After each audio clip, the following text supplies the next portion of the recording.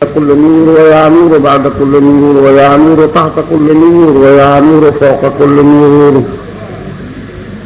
لك النور وبك النور وفيك النور ومنك النور ونور النور وأنت النور ونور على نور صل على نورك الأنور وعلى آله السرج الغرر صلاة تنور بها وجوهنا من نور وصدورنا من نور وعيوننا من نور وأجسادنا من نور وأرواحنا من نور آمين آمين يا نور الأنور المنير. أعوذ بالله من الشيطان الرجيم. بسم الله الرحمن الرحيم. قد جاءكم من الله نور وكتاب مبين. صدق الله مولانا العلي العظيم وصدق رسوله النبي الأمين ونحن على ذلك لمن الشاهدين والشاكرين والحمد لله رب العالمين. اللهم صل على سيدنا ومولانا محمد وعلى آل سيدنا ومولانا محمد وبارك وسلم. إن الله وملائكته يصلون على النبي يا أيها الذين آمنوا صلوا عليه وسلموا تسليما. اللهم صل على سيدنا ومولانا محمد وعلى آل سيدنا ومولانا محمد وبارك وسلم وصل عليه. حضرت صدر محترم حضرات علماء اہل سنت و جملہ برادران اہل سنت، اللہ تعالیٰ جل جلالہ و امن والہ کا اہل سنت پر اتنا رحم و کرم ہے کہ ہم اس کا شکریہ ادا نہیں کر سکتے. اللہ کی نعمت کا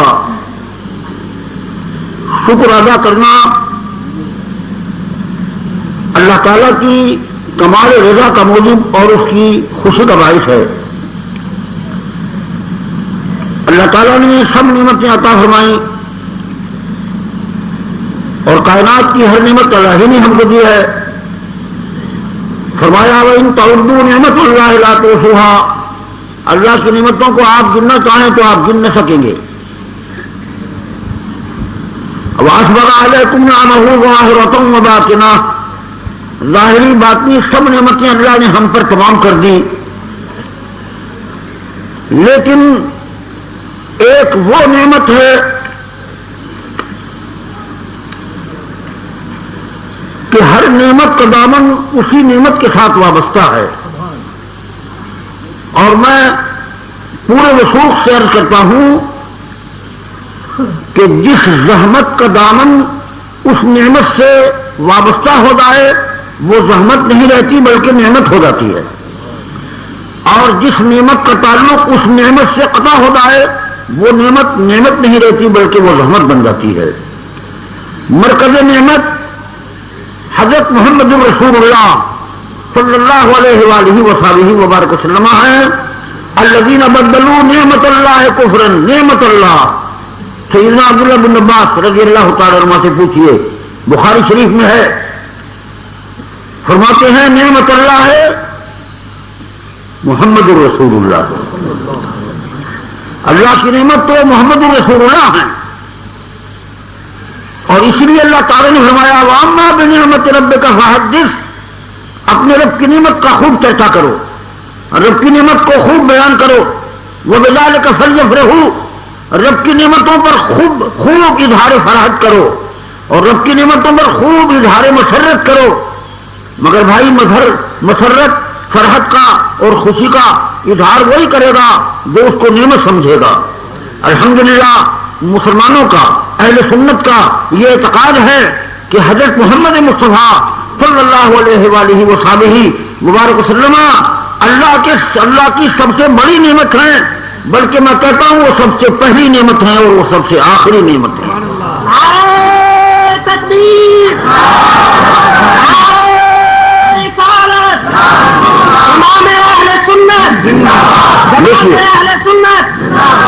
دیکھیے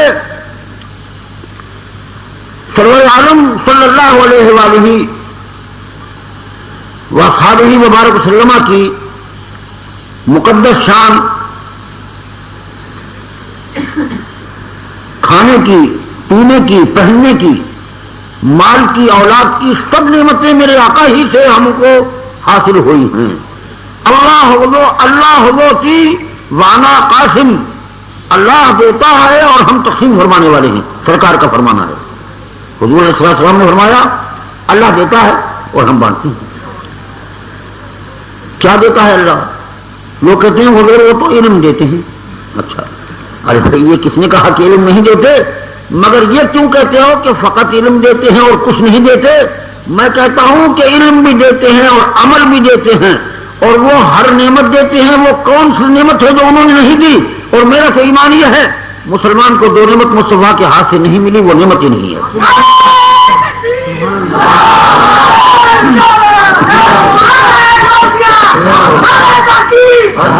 بتاؤ، کھانے پینے کے لیے تو حرام مال میں بھی لوگوں کو مزہ آتا ہے اور اس کو بھی لوگ نعمت سمجھتے ہیں، مگر ایمان سے کہنا کہ حرام مال ہمیں حضور صلی اللہ علیہ وسلم نے دیا ہے۔ ارے حرام مال تو ہم اپنے فعل سے اور اپنے قسم سے اس کو حرام قرار دے لیتے ہیں۔ اللہ کے حبیب کے حکم کے مطابق تو وہ ہم کو نہیں ملا، تو جو مال حرام ہے اگرچہ وہ ہمارے قصب حرام سے پہلے وہ نعمت تھا، وہ حلال تھا، لیکن جب ہمارے قصب حرام کی وجہ سے حرمت کا پہلو اس میں پیدا ہو گیا تو وہ نعمت تو ضرور تھا مگر مصطفیٰ سے تعلق الگ ہو گیا، وہ رحمت بن گیا۔ اور کیا کہوں آپ سے، قتل سے زیادہ تکلیف تو اور کوئی بھی نہیں ہوتی، قتل سے زیادہ تکلیف تو کوئی نہیں ہوتی۔ میں آپ کو ایک حدیث بتاتا ہوں، شہید کون ہے؟ جو اللہ کی راہ میں قتل ہوا۔ ولا تقولوا لمن يقتل في سبيل الله اموات، اللہ کی راہ میں قتل ہونے والوں کو مردہ مت کہو۔ شاید کوئی یہ سمجھے کہ بھائی مردہ کہنے سے روکا ہے، مگر ہم سمجھیں تو یہی کہ مردہ ہے، لیکن نہیں۔ اللہ تعالیٰ نے فرمایا ولا تقولوا، مردہ کہو بھی مت، اور دوسری جگہ فرمایا ولا تحسبن الذين قتلوا في سبيل الله امواتا، مردہ کہنا تو درکنار، سمجھو بھی مت، گمان بھی نہ کرو کہ وہ مردہ ہے۔ اللہ اللہ اللہ، وہ شہید جس کو خدا نے زندہ فرمایا اور مردہ کہنے سے منع فرمایا، مردہ سمجھنے سے روکا، وہ کون ہے؟ لمن يقتل في سبيل الله اموات۔ آپ کو معلوم ہے کہ قتل ایک ایسی اذیت ہے کہ انسان اور تکلیفوں کو اس کے مقابلے میں برداشت کر لے گا، لیکن قتل پر وہ راضی نہیں ہوگا۔ اگر کسی کو کہا جائے کہ بھئی ہم تمہیں اور تکلیفیں پہنچاتے ہیں اور قتل بھی، تم کون سی تکلیف برداشت کرو گے، وہ گوارا کرو گے، تو وہ کہے گا بھائی اور تکلیفیں پہنچا دو مگر قتل کی تکلیف میں نہیں کرتا۔ اللہ اکبر۔ میرے دوستوں عزیزو، اللہ کی راہ میں جو لوگ قتل ہوئے اور کس کی شان کے ساتھ قتل ہوئے اور ان کے حالات احادیث میں اتنی وضاحت کے ساتھ آئے کہ میں بیان نہیں کر سکتا۔ حضرت خبیب رضی اللہ تعالیٰ عنہ جو حضور سرور عالم صلی اللہ تعالیٰ علیہ وآلہ وصحبہ وبارک وسلم کے سچے صحابی، پکے مومن اور عاشق رسول ہیں صلی اللہ علیہ وآلہ وسلم، حضرت خبیب رضی اللہ تعالیٰ عنہ کو جب قید کیا گیا تو منو لوہا ان پر پہنا دیا گیا اور لوہے کے پنجرے میں ان کو قید کر دیا گیا۔ 6 مہینے تک اس میں قید رہے اور کھانے پینے کے لیے بھی کچھ نہیں دیتے تھے، اور دیتے تھے تو کیا دیتے تھے؟ خنزیر کا گوشت اور شراب۔ اور حضرت خبیب تو اس طرف دیکھتے بھی نہیں تھے، اور مشرکوں نے جب دیکھا کہ یہ تو کچھ کھاتے ہی نہیں تو ان سے پوچھا کہ بھائی آپ کے یہاں بھی اضطرار کی حالت میں حرام چیز حلال ہو جاتی ہے، تو آپ تو اس حال میں ہیں تو آپ کیوں نہیں کھاتے؟ فرمایا ہاں یہ ٹھیک ہے، مگر بات یہ ہے کہ میں سمجھتا ہوں کہ اگر یہ میں نے کھا لیا تو تم میرے محبوب کے دشمن ہو، میرے اس کھانے پر تم خوش ہو جاؤ گے، اور محبوب کے دشمن کا خوش ہونا میں برداشت نہیں کر سکتا۔ کیا محبت تھی! پھر وہی مشرکین مکہ دیکھتے تھے کہ بیل کے سر کی برابر ترو تازہ انگوروں کے خوشے ان کے پنجرے کے اندر رکھے ہوئے ہوتے تھے، وہ حیران ہوتے تھے کہ کہاں سے آتی ہیں۔ جب قید کا وقت ختم ہوا اور قتل کرنے کے لیے باہر نکالا گیا تو ان سے پوچھا گیا کہ یہ تمنا ہو تو بتاؤ. آپ نے فرمایا تمنا یہ ہے کہ مدت ہو گئی اسی پوجے میں بیٹھا ہوا ہوں اور من اور لوہا تم نے میرے اوپر ڈالا ہوا ہے اور نماز بھی میں صحیح طور پر نہیں پڑھ سکتا, پڑھتا ہوں جیسے میرے رب کا حکم ہے, مگر جس طرح پڑھنا چاہتا ہوں ویسے پڑھنے کے لیے تم نے ماحول ہی نہیں دیا مجھے.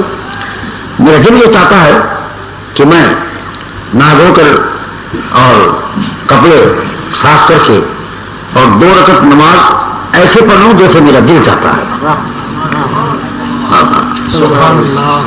چنانچہ ان کا اچھا ٹھیک ہے آپ پڑھیں. آپ نے نماز اسی طرح پڑھنی چاہیے جیسے آپ کا دل چاہتا تھا. جب نماز پڑھنے کھڑے ہوئے تو بہت چھوٹا سا قیام کیا اور چھوٹا سا رکوع کیا اور بہت مختصر سجدہ کیا اور جلدی سے 2 رکعتیں پڑھ کر سلام پھیر دیا. تو مشرکین نے جب دیکھا تو بڑے حیران ہوئے.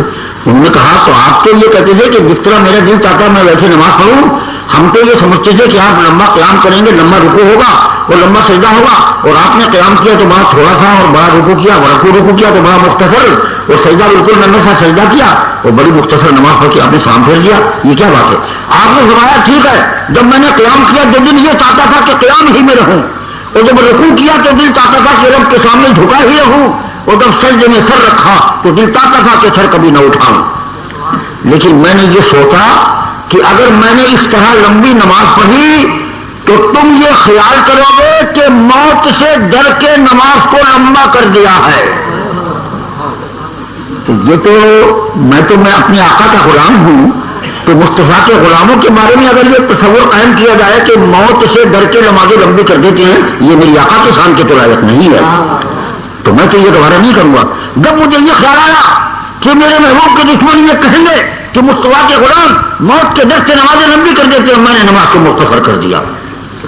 اللہ اللہ, ہر مرحلے پر حضور کی عظمت اور حضور کی محبت دل و دماغ میں رچی ہوئی ہے. جب آپ کو سولی پر چڑھایا اللہ اکبر تو آپ فرماتے ہیں وَلَسْتُ أُبَالِي حِينَ أُقْتَلُ مُسْلِمًا وَلَسْتُ أُبَالِي حِينَ أُقْتَلُ مُسْلِمًا عَلَىٰ أَيِّ شِقٍّ كَانَ بِاللَّهِ مَصْرَعِي وَذَلِكَ فِي ذَاتِ الْإِلَٰهِ وَإِن يَشَأْ يُبَارِكْ عَلَىٰ أَوْصَالِ سِرٍّ مُمَزَّعِ. اللہ اللہ, آپ چاہتے یہ تھے کہ جب مجھے قتل کرے تو مدینہ کو میرا رخ کر دی, مگر کافروں نے تو مدینے والے کی دشمنی میں تو قتل کیا تھا, چوری میں کہا تھا, وہ کم مان سکتے تھے. آپ نے فرمایا وَلَسْتُ أُبَالِي حِينَ أُقْتَلُ مُسْلِمًا, پرواہ نہیں ہے جب مسلمان ہو کر قتل ہو رہا ہوں. ظالموں تم میرا رخ مدینے سے بدل سکتے ہو, میرے دل کو تو نہیں بدل سکتے.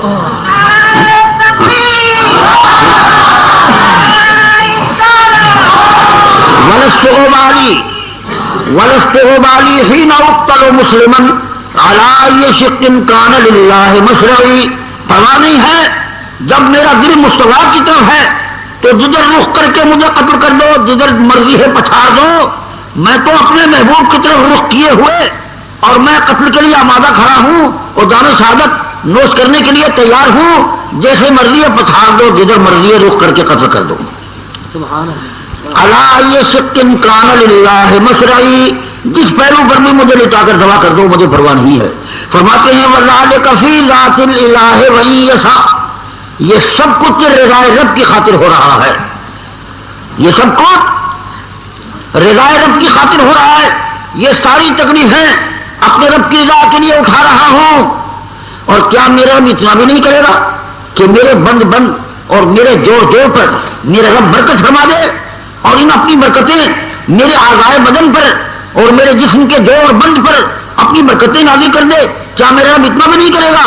اگر مجھ سے پوچھتے ہو تو میں سمجھتا ہوں کہ تمنا یہ تھی کہ مدینے قبول ہو, اور یہ خاک جب یہ بدن خاک ہو جائے تو یہ مدینے کی گلیوں میں ہوا اس کو اڑا دے. اللہ اکبر اللہ اکبر. عزیزان گرامی, پھر کس تکلیف کے ساتھ حضرت خبیب کو قتل کیا گیا. اصحاب بئر معونہ کو دیکھیے, جب پیچھے سے کسی نے نیزہ مارا, پیچھے سے پیٹ میں سے اور سینے سے آگے نکل گیا اور خون کا فوارہ نکلا, تو ہاتھ میں خون لیتے جاتے ہیں اور سر کے اوپر ڈالتے جاتے ہیں, اور ہاتھ میں خون لیتے ہیں اور سر پہ ڈالتے ہیں, اپنے خون میں نہا رہے ہیں, اور زبان سے یہ ہے کہ فزت ورب الکعبۃ، رب کعبہ کی قسم جو مراد گھر سے لے کر چلا تھا کامیاب ہو گیا۔ اللہ عزیزان گرامی، پوچھتا ہوں آپ سے کہ یہ کتنی تکلیفیں قتل ہوا، اللہ کی راہ میں قتل ہونے والوں نے کتنی تکلیفیں اٹھائیں، کتنی تکلیفیں اٹھائیں۔ سبحان اللہ۔ قیامت کے دن جب سب جنتیوں کو جنت میں داخل کر دیا جائے گا، سب جنتی، وہ شہید بھی داخل ہو جائیں گے، وہ تو پہلے داخل ہوں گے، تو اللہ تعالیٰ کی طرف سے فرشتے کو حکم ہوگا کہ فرشتے تو ان سے پوچھ جنتیوں سے کہ اے جنتیوں، تم میں کوئی ایسا ہے کہ جو دنیا میں دوبارہ واپس جانا چاہے، اور ہم اس کو کئی دنیا کا مالک بنا کر بھیجیں گے، اور جو کچھ وہ چاہے گا دولت اور ہر قسم کی نعمت وہ اس کو میسر ہوگی۔ اگر کوئی دنیا میں جانا چاہتا ہے تو وہ بے شک چلا جائے، ہم اس کو بھیج دیں گے۔ تو حدیث میں آتا ہے کہ ہر شخص انکار کر دے گا، سب جنتی کہیں گے ہم دنیا میں جانا نہیں چاہتے، نہیں چاہتے، دنیا میں سوائے محنت اور مشقت کی کیا تھا، تو یہاں کون سی راحت ہے جو نہیں اور کون سی نعمت ہے جو نہیں، ہم نہیں جانا چاہتے۔ الا شہید، مگر شہید کھڑا ہو جائے گا، وہ کہے گا مجھے پھر دنیا میں بھیج دو۔ تو فرشتے پوچھیں گے کہ ایسے یہ سارے جنتی جو کوئی بھی جانا نہیں چاہتے، تو آپ کو کون سی کمی ہے، کون سی نعمت یہاں نہیں ہے جو آپ پھر دنیا میں جانا چاہتے ہیں؟ ہاں، تو شہید گویا یہ کہے گا کہ سب نعمتیں یہاں ہیں، مگر خدا کے نام پر سر کٹانے میں اور سینے میں زخم کھانے میں اور خون کے فوارے کے بہنے میں جو لذت وہاں آئی تھی وہ لذت یہاں محسوس نہیں ہو رہی، لہذا ہمیں پھر دنیا میں بھیج دو اور پھر وہ لذت ہم حاصل کریں جو لذت مرتے وقت اور شہادت کے وقت اور خدا کی راہ میں قتل ہوتے وقت قتل کا جو مزہ آیا تھا وہ مزہ پھر ہم لوٹیں۔ اور یہ قتل ہونا تو رحمت تھا، مگر مصطفیٰ کے دامن سے لگ گیا تو نعمت ہو گیا۔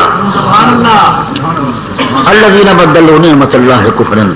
عزیزان گرامی، میں کہنا یہ چاہتا تھا کہ یہ سنیوں کا نصیبہ ہے، یہ سنیوں کا مقدر ہے، یہ سنیوں کی قسمت ہے کہ اس نعمت عظمیٰ پر مسرت اور فرحت کا اظہار کرتے ہیں اور حضور کے میلاد پاک کا جشن مناتے ہیں، اور حضور سید عالم صلی اللہ علیہ وسلم کی ولادت پاک کی خوشی میں بڑے بڑے عظیم الشان جلسے منعقد کرتے ہیں۔ یہ کیا ہے؟ یہ سنیوں کا مقدر ہے۔ اللہ سنیوں کے مقدر کو اور دوبالا کرے۔ سبحان اللہ، سبحان اللہ، سبحان اللہ۔ اور ہم کیا کر سکتے ہیں جبکہ اللہ تعالیٰ نے اپنے حبیب کو پیدا کرنے کی خاطر سارا جہان بنایا، اور زمین بنائی اور آسمان بنایا اور زمین کی تمام نعمتیں بنائیں اور سبزہ دار زمین سے اگایا اور درخت پیدا کیے اور پھول پیدا کیے اور پھل پیدا کیے اور سمندروں کو لہرایا اور دریاؤں کے اور پہاڑوں کی چوٹیوں کو لہرایا اور ساری زمین کو ایک عجیب منظر بنا دیا زیبائش اور آرائش کا، اور آسمان کو چاند اور سورج اور ستاروں سے جگمگا دیا، زمین کا فرش بچھا دیا، آسمان کا شامیانے لگا دیا، اور تمام پھول اور پھل اور چاند اور سورج اور ستاروں سے اس بزم کو جگمگا دیا۔ کیوں؟ اس لیے کہ لولا کلمہ خلقت الافلاک، لولا کلمہ خلقت الدنیا، میرے پیارے یہ سب تیرے ہی جشن میلاد کے لیے تو میں نے بنایا ہے۔ اللہ بھائی کون ہے جو خدا جیسا فرش بچھائے اور خدا جیسا شامیانہ لگائے اور خدا جیسی زمین کو زیبائش عطا فرمائے اور آسمان کو کون ہے جو اس طریقے سے سجائے؟ میرے دوستو، میں یہ سمجھتا ہوں کہ خدا نے بزم کائنات کو اپنے محبوب کی پیدائش کے لیے سجایا۔ آج اگر ہم کچھ زیبائش کرتے ہیں جی، مگر اس میں اخلاص ہو، اس میں محبت ہو، اس میں ریا نہ ہو جی، اس میں دکھاوا نہ ہو، اس میں نمائش نہ ہو، اس میں اسراف نہ ہو، اور فقط محبت اور فرحت اور سرور کا اظہار ہو، تو میں آپ سے سچ کہتا ہوں کہ یہ جشن کا منانا اور اس کی زیبائش اور زینت کرنا خدا کی قسم یہ بھی عبادت ہے۔ تو سنیو، تمہارے حصے میں یہ نعمت آئی اور تم نے اس پر خوشی کا اظہار کیا۔ اللہ فرماتا ہے وہ نعمت کیا ہے؟ قد جاءکم من اللہ نور و کتاب مبین، وہ نعمت ہے جو نور ہے۔ اللہ فرماتا ہے لوگوں تمہارے پاس اللہ کی طرف سے نور آیا اور اللہ کی طرف سے کتاب آئی۔ وہ نور کون ہے؟ کون ہے وہ نور؟ سیدنا عبداللہ بن عباس سے پوچھو رضی اللہ تعالیٰ عنہما، حضرت عبداللہ بن عمر سے پوچھو، حضرت عبداللہ بن عباس کے شاگرد ہیں حضرت مجاہد، ان سے پوچھو، عطا بن ابی رباح سے پوچھو، حضرت اکرمہ سے پوچھو۔ یہ حضرات صاف لفظوں میں کہتے ہیں کہ قد جاءکم من اللہ نور، اے محمد رسول اللہ صلی اللہ علیہ وسلم. سبحان اللہ. علامہ آلوسی بغدادی نے بڑا اچھا کہا اسی آیت کے تحت قد جاءکم من اللہ نور، فرماتے ہیں اے نور الانوار والنبی المختار محمد رسول اللہ صلی اللہ علیہ وسلم. یہ تفسیر روح المعانی کی عبارت ہے. فرماتے ہیں کہ نور سے حضور مراد ہیں، اور وہ کون ہے؟ نور الانوار. اللہ نور کی دعوت انوار کی طرف ہے، اور انوار جمع ہے، اس پر ہے الف لام. الف لام جب جمع پر آئے تو استغراق کے معنی پیدا کرتا ہے. کیا مطلب؟ میرے آقا فقط نور نہیں ہے بلکہ تمام نوروں کا نور ہے. جی اللہ اللہ. میرے عزیزو، جس طرح وہ نوروں کا نور ہے، سمجھ لو وہ روحوں کی روح ہے، وہ روح الارواح بھی ہے. جس طرح بدن سے روح نکل جائے تو بدن بے جان ہو کر گر پڑتا ہے. میں کہتا ہوں اگر ہماری روحوں سے میرے آقا کی روحانیت کا فیض نکل جائے تو روحیں اسی طرح بے جان ہو کر کے جائیں جیسے جسم روح کے بغیر بے جان ہو کے گر جاتا ہے. وہ روحوں کی روح ہے، وہ نوروں کا نور ہے. اگر نور سے حضور کی نورانیت سلب ہو جائے تو نور ظلمت بن کر رہ جائے. ہر نور کا نور محمد مصطفیٰ ہے صلی اللہ علیہ وآلہ وسلم. لوگوں نے کہا بھائی وہ تو نور ہدایت ہیں، بس زیادہ سے زیادہ کہتے ہو تو وہ علم کا نور ہے اور کیا ہے. حالانکہ کئی موقعوں پر حضور کے علم کا بھی انکار موجود ہے کہ نہیں سمجھ آتا کہ کیا بات کہی جاتی ہے. اور میں نے کہا کہ اللہ نے جب کوئی قید نہیں لگائی، اللہ نے جب کوئی تخصیص نہیں فرمائی، مجھے اور آپ کو کیا حق ہے کہ ہم کوئی قید لگائیں اور کوئی تخصیص فرمائیں؟ ہمارا آپ کا کوئی حق ہی نہیں ہے. وہ تو نور مطلق ہیں. ارے وہ تو نور عام ہیں، وہ نور مطلق ہیں، اور وہ ایسے نور ہیں کہ جن میں نہ کوئی تقیید ہے نہ ان میں کوئی تخصیص ہے. اگر خدا کا نور ہے تو محمد مصطفیٰ ہے، هو الذی ارسل رسولہ بالہدی. اگر علم کا نور ہے تو مصطفیٰ ہیں صلی اللہ علیہ وآلہ وسلم. وعلمک ما لم تکن تعلم وکان فضل اللہ علیک عظیما.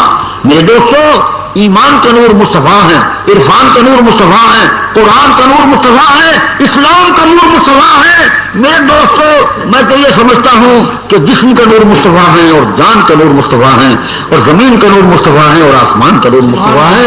ارے وہ تو ہر نور کا نور ہے. قد جاءکم من اللہ نور و کتاب مبین. اللہ اکبر. اب عرض کروں آپ سے کہ نور کے ساتھ کتاب مبین کا بھی ذکر فرمایا.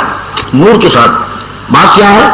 آپ کہیں گے بھائی حضور تشریف لائے مگر حضور تو 23 برس انوار نبوت چمکا کر اور پھر روضہ انور میں تشریف لے گئے تو وہ نور ہمارے لیے تو کچھ بھی نہ ہوا.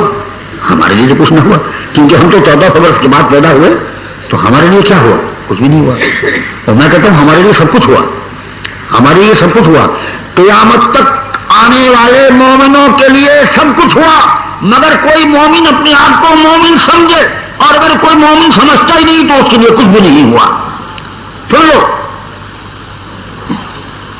حضور سرور عالم صلی اللہ علیہ وآلہ وصحبہ وبارک وسلم کی نورانیت فقط ظاہری نہیں ہے، باطنی بھی ہے.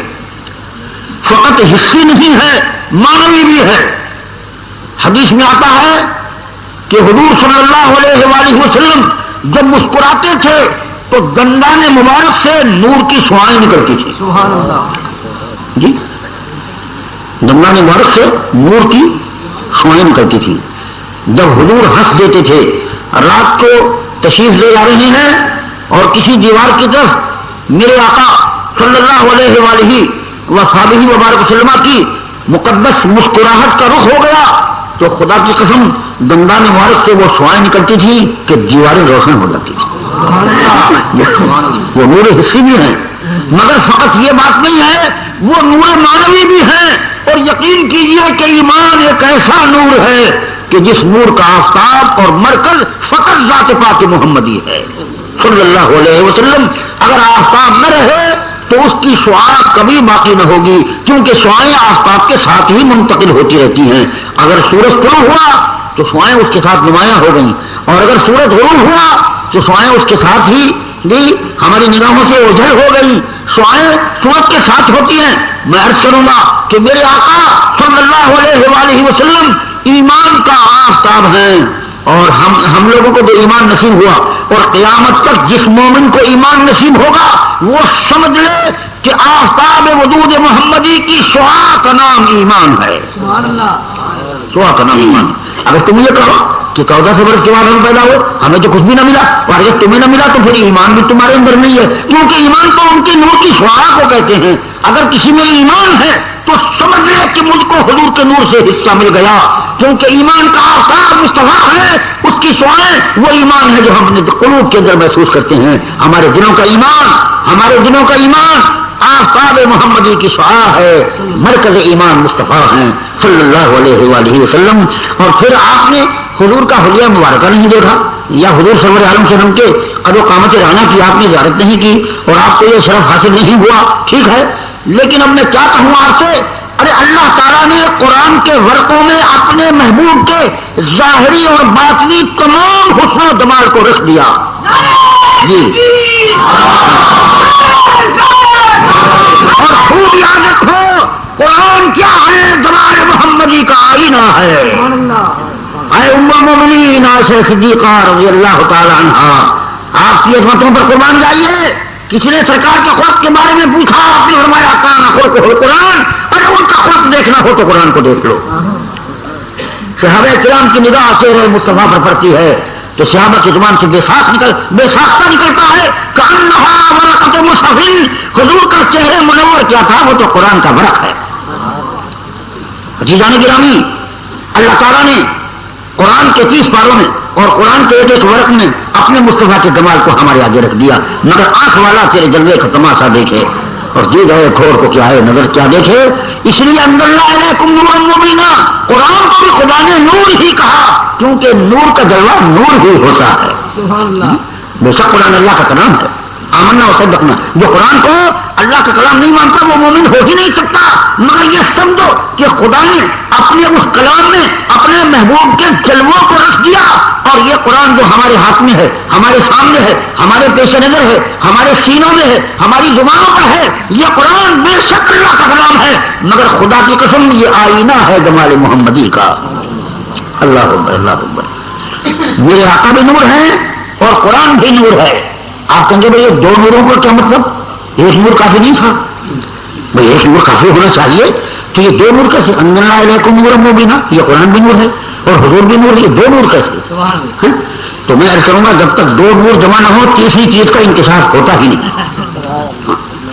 तीसरी चीज का इंकिशाफ दो नूरों के वजूद पर मौकूफ होता है। मैं अर्ज करता हूँ, ये तमाम आपने सरकार आलम सल्लल्लाहु अलैहि मुबारक वसल्लम के जश्न मिलाद मुबारक की खुशी में ये कितनी रोशनी आपने लगा रखी है, कितने बल्ब हैं, कितने और कितने ट्यूब हैं और किस कदर रोशनी है। तो ये रोशनी ये नूर है या नहीं है? जी है ना। और मेरे अजीजों और मेरे प्यारे दोस्तों, आप मुझे ये बता दो कि मेरी आंख में भी रोशनी है और ये बाहर भी रोशनी है। आंख की रोशनी दाखिली है और ये रोशनी जो है वो खारजी है। अगर खुदा न खास्ता बिजली फेल हो जाए और ये तमाम बल्ब बुझ जाए, बताओ न मैं आपको देख सकता हूं ना आप मुझे देख सकते हैं जी। हालांकि आपकी आंखों में भी रोशनी है और मेरी आंखों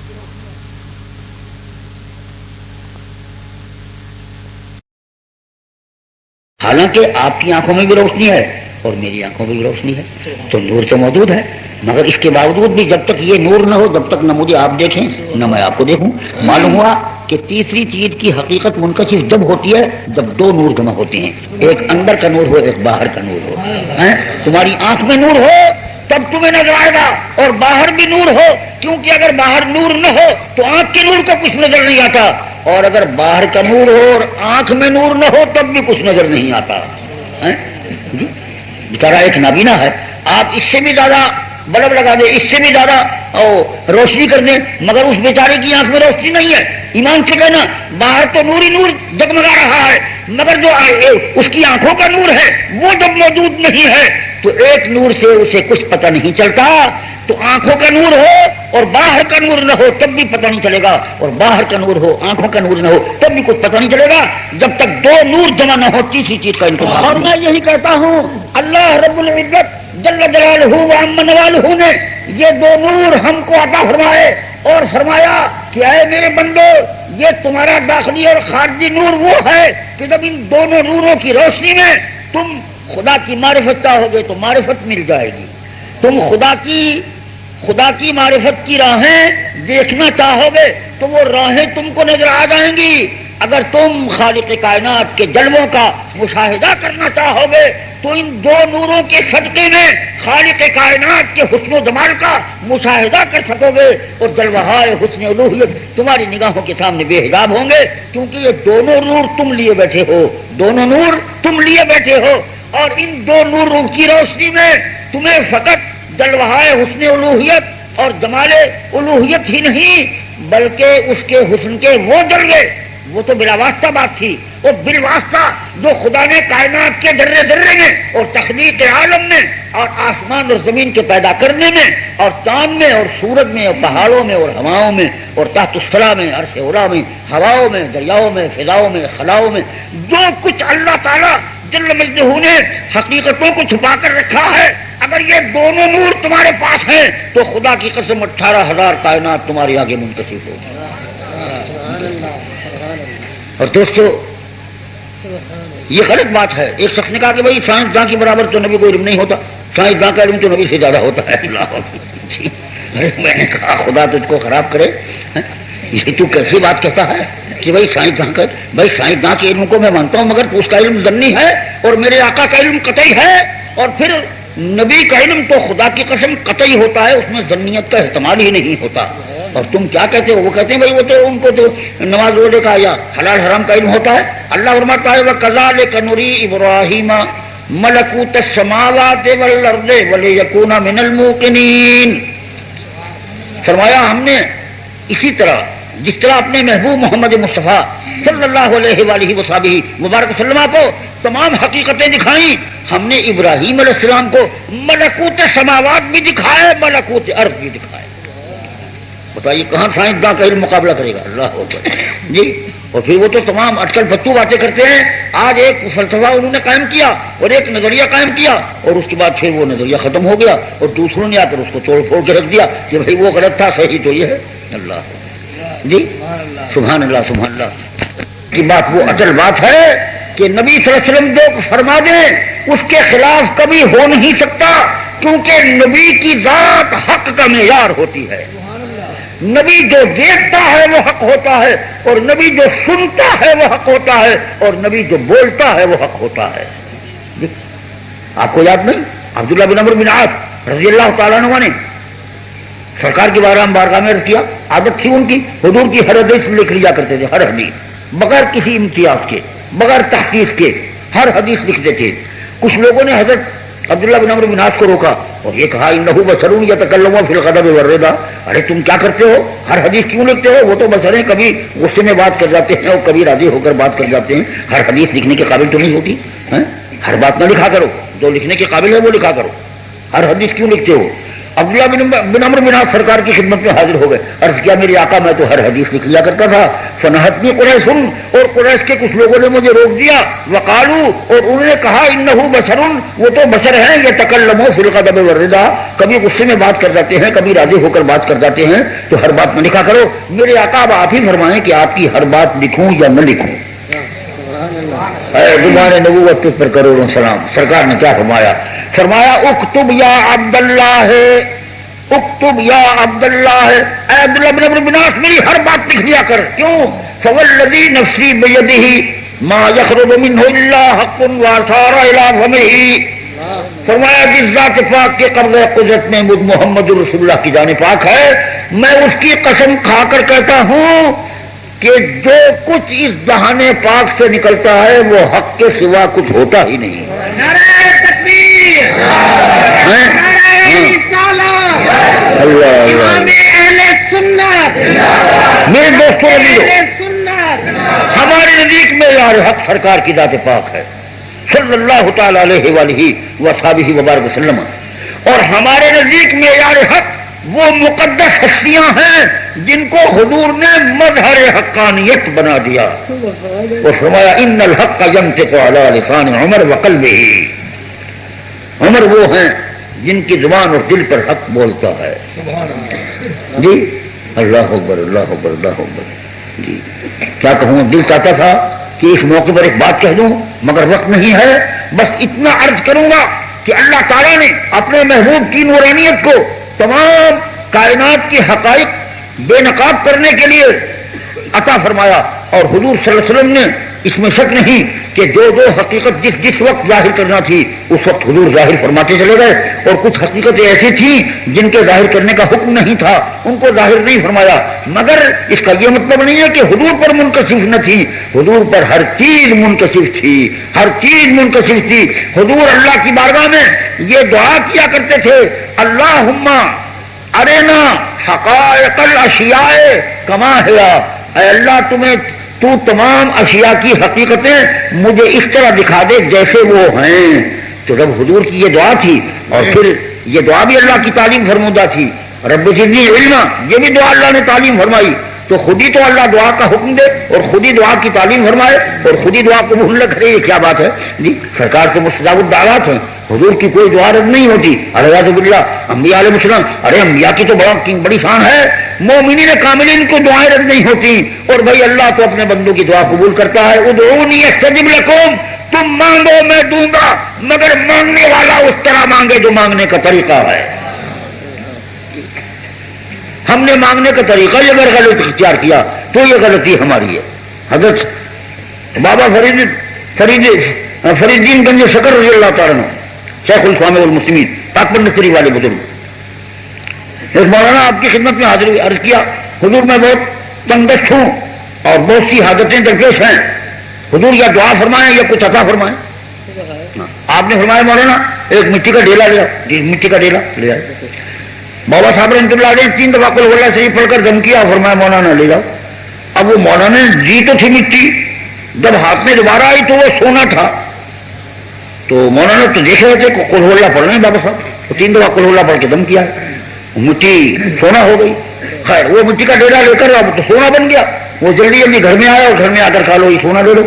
بہت خوشی ہونے کا ان کا بھائی پر کیا خوش ہوتی ہو، ہم تو سونا بنانے کا نسخہ ہی سیکھ کر آئے ہیں، ہاں جب چاہیں گے بنا لیں گے، اب پرواہ نہیں ہے، ہاں ان کا پھر بناؤ، ان کا رات آنے دو۔ چنانچہ رات کا وقت آیا، مولانا نے مٹی لے کر چھ پہ بیٹھ گئے اور قل اللہ پڑھنی شروع کی اور بڑے زور سے پھونک ماری، یہاں تک کہ تمام چہرہ گردالود ہو گیا، اور صبح تک قل اللہ پڑھ کے پھونکتے رہے، اور صبح کو دیکھا تو وہ لوہا بھی نہیں ہوا، مٹی کی مٹی ہے۔ اب مولانا کو بڑی تکلیف ہوئی اور بہت سی مولانا پریشان ہوئے، اور جن میں سوچا کہ بابا صاحب نے میرے ساتھ کوئی ماحول کیا ہے، وہ بات کچھ اور ہوگی، مجھے یہ ظاہر کیا کہ میں قل اللہ پڑھ رہا ہوں، تو یہ ہمارے ساتھ مذاق ہوا۔ تو بڑے غصے میں بھر کے بابا صاحب کے پاس پہنچے اور کہا حضور آپ تو بزرگ ہیں اور اب ہم غریبوں سے مذاق کرتے ہیں، تو آپ نے ہمارے ساتھ مذاق کیا، ایسا تو آپ کی شان کے لائق نہیں تھا۔ آپ نے فرمایا مولانا ہم تو مذاق نہیں کرتے۔ تو اس کیا حضور مذاق نہیں ہوئی، کیا تھا؟ آپ نے 3 دفعہ قل اللہ پڑھ کے پھونکا تو مٹی سونا ہو گئی، اور حضور رات بھر پڑھتے پڑھتے میرا ناز ہو گیا، کچھ بھی نہیں ہوا۔ تو بابا صاحب نے فرمایا مولانا قل اللہ تو وہی ہے، قل اللہ تو وہی ہے، مگر فرید کی زبان کہاں سے لاؤ گے؟ کیا کہوں آپ، فرید کی زبان کہاں سے لاؤ گے؟ میرے آقا آپ کی عظمتوں کے قربان جاؤں، آپ نے اپنی زبان مقدس کے انوار و برکات اپنے مقربین کو بھی عطا فرمائے، اور یہ وہی مقربین ہیں جن میں حضرت فرید دین گنج شکر رحمۃ اللہ علیہ بھی شامل ہیں۔ میرے عرض کرنے کا مقصد یہ تھا کہ ہم مانگیں گے وہ ضرور دے گا، مگر ہم اپنے آپ کو مانگنے کے قابل بنائیں اور اس طرح مانگے جو مانگنے کا طریقہ ہے۔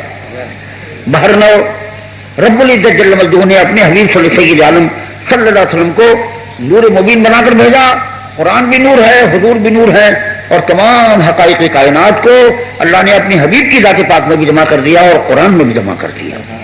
اور حضور جب پیدا ہوئے تو فرمایا سب سے پہلے اللہ نے میرا نور پیدا کیا، وہ نور 70,000 حجابات عظمت میں تربیت پاتا رہا، اور پھر وہ نور مبین حضرت آدم علیہ السلام کی پیشانی میں چمکا، اور آدم علیہ السلام سے وہ نور مبین اسباب طاہرہ ارحام طیبہ میں منتقل ہوا، اور حضور کے دادا پاک جناب عبد المطلب کو پہنچا، اور حضور علیہ السلام کے والد ماجد جناب عبداللہ اور سرکار کی والدہ ماجدہ جناب آمنہ رضی اللہ تعالی عنہما وارضاہما عنا کو پہنچا۔ سبحان اللہ۔ لوگ تو حضرت عبداللہ اور حضرت آمنہ کے بارے میں رضی اللہ تعالیٰ عنہ کا لفظ بولنا بھی نہیں اور سننا بھی گوارا نہیں کرتے، سننا گوارا نہیں کرتے، معاذ اللہ کہتے ہیں وہ تو کافر تھے، کافر تھے۔ اس وقت مسئلے پر کلام کرنے کا موقع نہیں ہے۔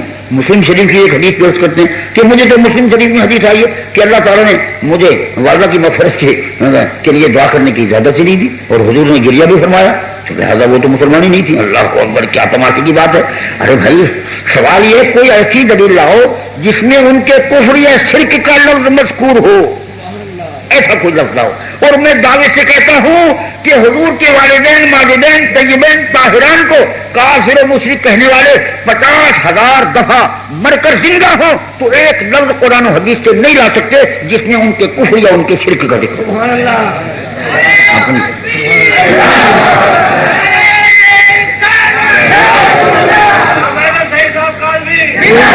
میں ان کے مومن ہونے کے بارے میں ایک ایسی دلیل قائم کرتا ہوں کہ انشاءاللہ کسی اہل انصاف کے نزدیک تو وہ قابل رد ہو نہیں سکتی. تعصب کی وجہ سے کوئی نہ مانے تو میں اس کا کوئی علاج نہیں کر سکتا.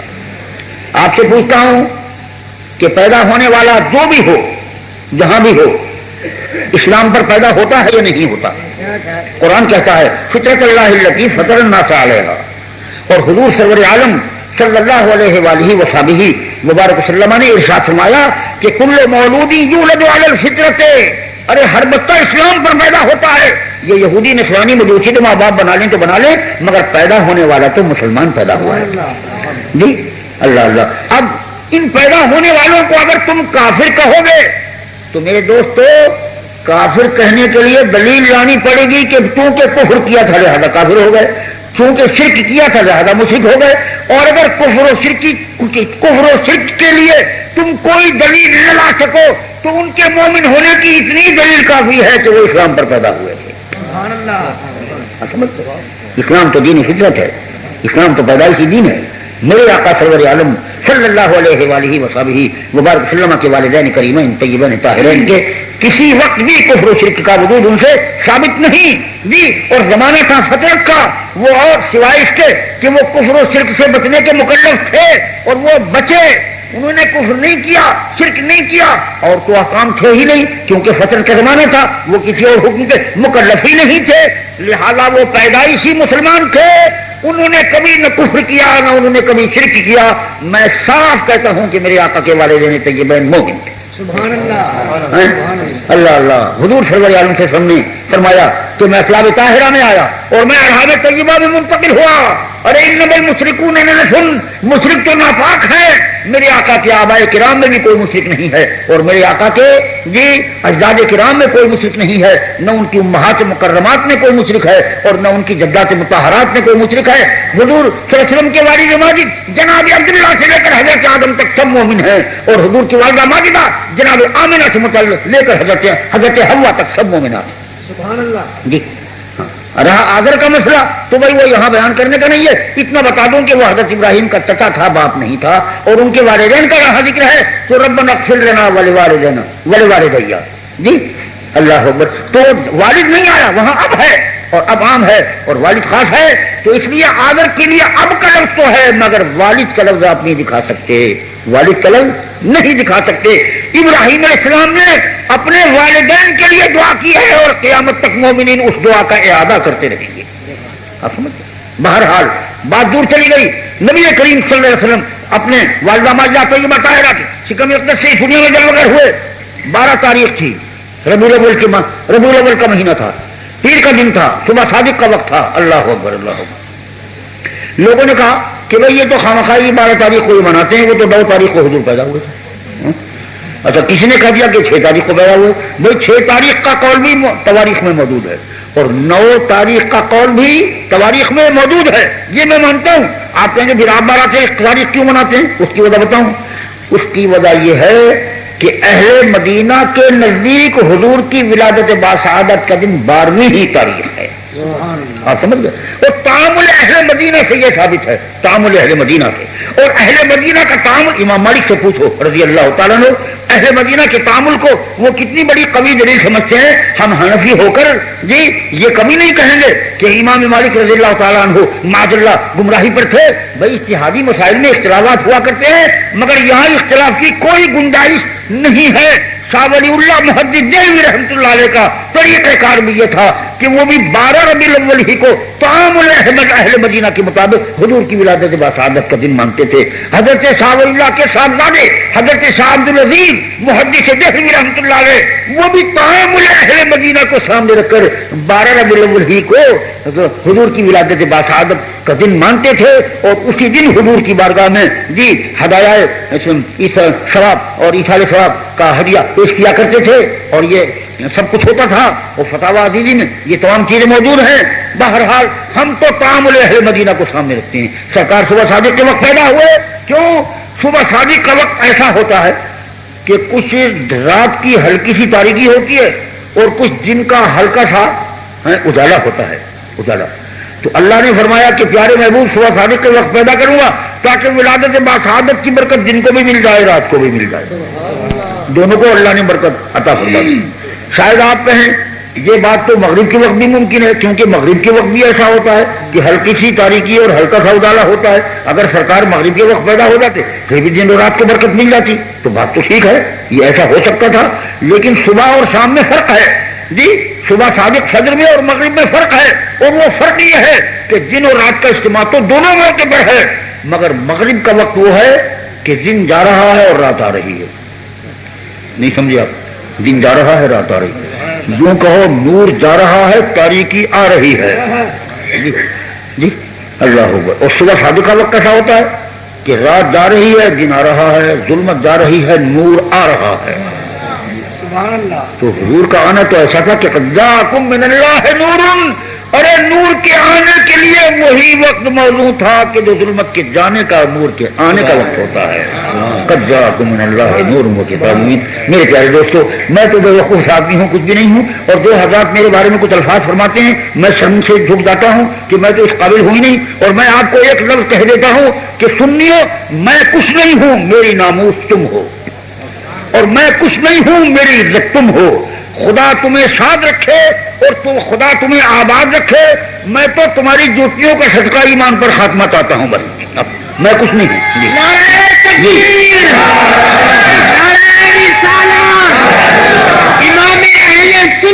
میرے پیارے دوستو, اللہ کے لیے میں ان لفظوں کا سزا نہیں ہوں. میں تو ایک ادنا ذلیل اور آپ کا ہاں سبحان اللہ مولانا حمید خان صاحب رحمۃ اللہ علیہ وہ ولی تھے, بزرگ تھے, اہل علم تھے, صاحب تقویٰ تھے, صاحب طہارت تھے اور صاحب علم و دانی تھے اور صاحب دین تھے, میں تو کچھ بھی نہیں ہوں. میں اللہ سے دعا کرتا ہوں اللہ ان سنیوں کے صدقے میں میرا خاتمہ ایمان پر کر دے. اور حضرت پروفیسر شاہ فرید الحق صاحب سبحان اللہ مجھ سے مت پوچھو, میں سمجھتا ہوں یہ مجموع البحرین ہے. کیا مطلب؟ یعنی دنیاوی علم کے بھی ماہر ہیں اور دینی علم کے بھی ماہر ہیں. آپ سمجھ گئے؟ ہاں, دینی علم کے بھی ماہر ہیں اور دنیاوی علم کے. یہ مذہب کے بھی ماہر ہیں, یہ سیاست کے بھی ماہر ہیں, یہ دین کے بھی ماہر ہیں, یہ دنیا کے بھی ماہر ہیں, یہ عربی کے بھی ماہر ہیں, یہ انگریزی کے بھی ماہر ہیں. یہ تو مجموع البحرین ہے. دعا کرو اللہ ان کی عمر دراز ہو. اور سنیوں میں ایسی ہستیاں خدا کی قسم ہمارے لیے وجہ افتخار ہیں. اے اللہ سنیوں کے اس افتخار کو زندہ رکھے. میں دعا کرتا ہوں اللہ آپ کو خوش رکھے اور شہزادے محمد میاں کے لیے اللہ تعالیٰ ان کی عظمتیں ان کی برکتیں ہمیشہ قائم رکھے. اور حضرت مولانا رحمۃ اللہ علیہ کا کہ یہ صحیح سجادہ نشین ہے, الہی ان کی مدد فرما. اور میں اپنے سارے سنیوں کے لیے دعا کرتا ہوں, سب بھائیوں کے لیے دعا کرتا ہوں الہی سب کو اپنی عظمتوں اپنے محبوب کی عظمتوں کے صدقے میں نواز دے اور بے اولادوں کو اولاد نرینہ صالح عطا فرما دے اور بیماروں کو صحت دے دے.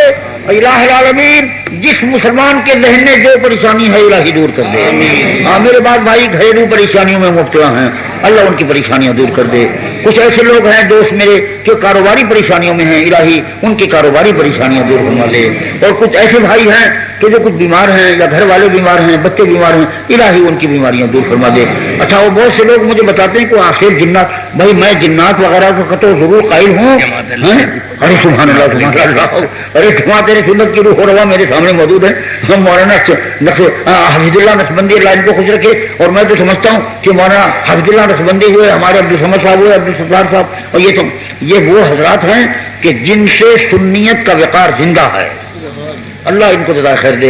الہی جماعت اہل سنت کا وقار ہمیشہ اونچا رہے, جماعت اہل سنت کو فروغ ہو. جن اور عصیر کے بارے میں کچھ ارشاد فرمائیں. جن اور عصیر کے بارے میں ارشاد فرمائیں. اور صاحب جن عصیر کی بات تو ایسی زبان سے نکل گئی, غلط نکل گئی, تو کیا کہوں, جنات کا میں قائل ضرور ہوں ہاں مگر یہ جو لوگ میرے پاس آتے ہیں کہ بھئی یہ فلانے کو جن ہو گیا، میں بڑا پریشان ہوتا ہوں، یا اللہ میں نے کبھی دیکھا نہیں اور میں بڑی مصیبت میں ہوں، میں کیا کروں؟